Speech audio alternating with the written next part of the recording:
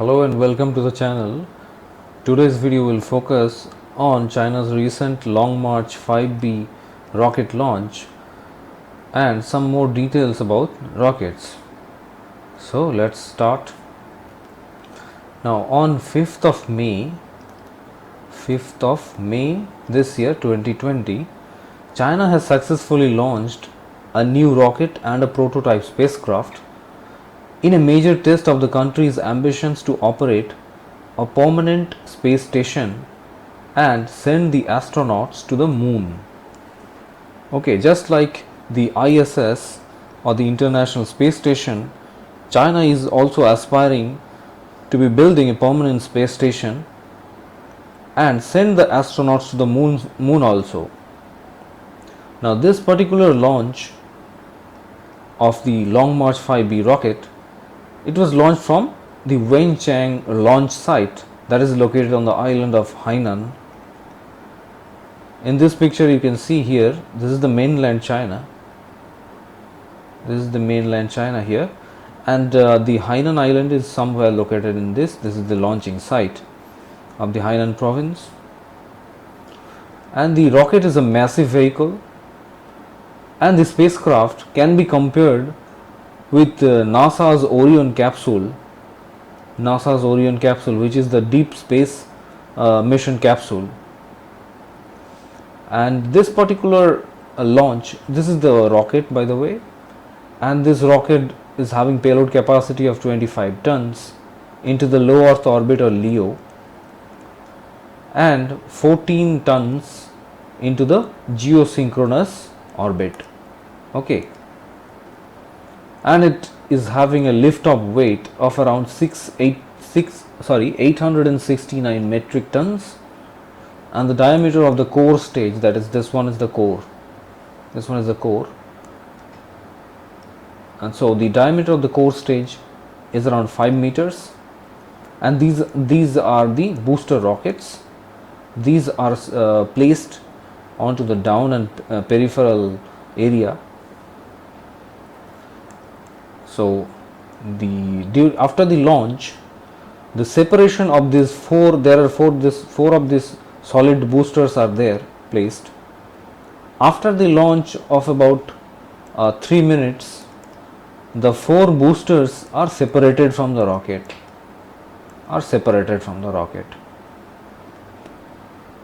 And after around 8 minutes of the launch, the rocket and this particular rocket and the spacecraft, which is somewhere around here in the frontal part of it, they are separated. And this particular capsule or the spacecraft, it can carry 6 or 7 astronauts at the same time. Okay, so let's see some facts about this. Now, the particular rocket in the future will help China to transport the astronauts to the space station by year of 2022. And the rocket launch will also aid China in its plans of building a huge space station which is named as Tiangong. Just like the ISS as we discussed, or the International Space Station, which is a joint venture of five of these famous space agencies. 5 of the famous space agencies. What are those? Number 1 is NASA of USA. Number 2 is Roscosmos of Russia. Number 3 is JAXA of Japan. Then number 4 is ESA or European Space Agency of Europe, and number 5 is CSA of Canada. So like this ISS, the China is also aspiring to be building a huge space station which is named as Tiangong. Now this Tiangong is the space station program of China, and the particular program is independent and unconnected to any other international space activities or agencies. So China is trying to be building a totally independent system, and in 2011 China launched its first space laboratory, which is called Tiangong 1, and later in 2016 a second space laboratory was also launched, and it is named as Tiangong 2, and the nation first launched its own astronauts. They are called as taikonauts. They are called as taikonauts. In 2003 it happened. But China has not launched any crew mission since the year of 2016. Okay. So let's see about this particular Long March 5 rocket family. So this Long March 5 or LM5, or it is also known as Shenzheng 5 in local language, or CZ5. It is a Chinese heavy lift launch system developed by the China Academy of Launch Vehicle Technology, or in short CALT, and it is the first Chinese launch vehicle designed from the ground up to focus on non-hypergolic liquid propellants. Okay, non-hypergolic liquid propellants. Now, what is the speciality about this particular propellant? This propellant is using a combination of liquid hydrogen LH2 or kerosene along with LOX. LOX stands for liquid oxygen. Okay, and all these are in a cryogenic liquid propellant. All these are called the cryogenic liquid propellant. Now you may be knowing that this cryogenics is nothing but a science or a particular research which involves liquids which are in a very low temperature, and it is said to be around minus 150 degrees centigrade.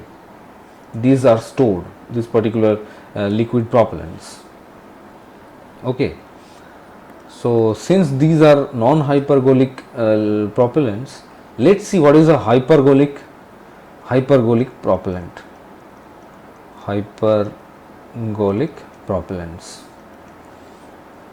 Now a hypergolic propellant combination used in a rocket engine is one whose components are spontaneously igniting. That means once they are fired, they will ignite spontaneously. Okay, and when they come in contact with each other, and the two propellant components usually consist of fuel and oxidizer. In rockets. As you may be knowing, the rockets are always operating in outer space where there is no atmosphere or no oxygen. So a rocket needs oxidizer, or it needs to carry oxidizer with the fuel, along with the fuel. Okay.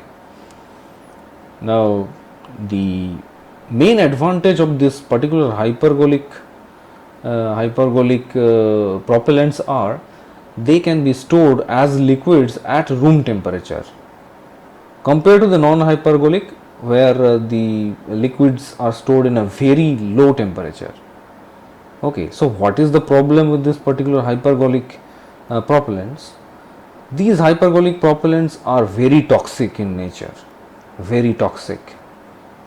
Okay, so toxicity level is very high, and it is very corrosive to its components. Okay, so that is why the components and the particular propellants has to be handled with very utmost care, otherwise any accident can happen. So these are the problem with the hypergolic propellants. So let's see what are the examples of this particular hypergolic propellants. Let's see what are the examples. Examples of hypergolic propellants are UDMH. Now this is the short form for unsymmetric dimethyl hydrazine. Okay, UDMH. And there is one more which is MMH. MMH. Now MMH stands for monomethyl hydrazine. Monomethyl hydrazine and UDMH. These both are hypergolic propellants. So these particular, coming back to the topic again, these particular CZ5 or LM5, they are having two variants. This LM5 is having two variants. One is the LM5 itself, and the other is LM5B or Long March 5B, which is just launched. Now this LM5B, it can carry maximum of 25 ton of payload. We see in the first slide, and this 25 ton of payload it can carry to the low Earth orbit or LEO, right?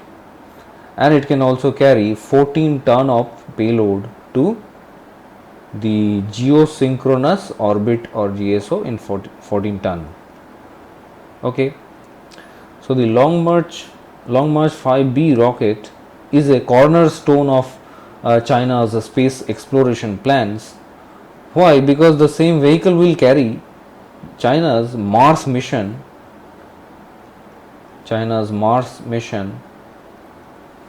which will take place in the future, somewhere near in future.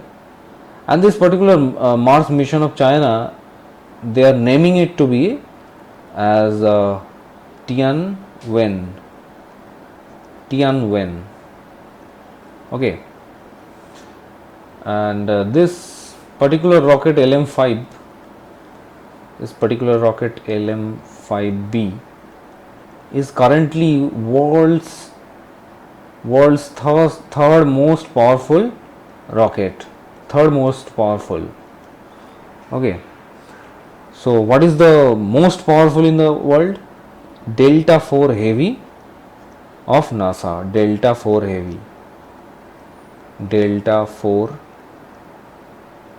Heavy. And the next is the Falcon Heavy.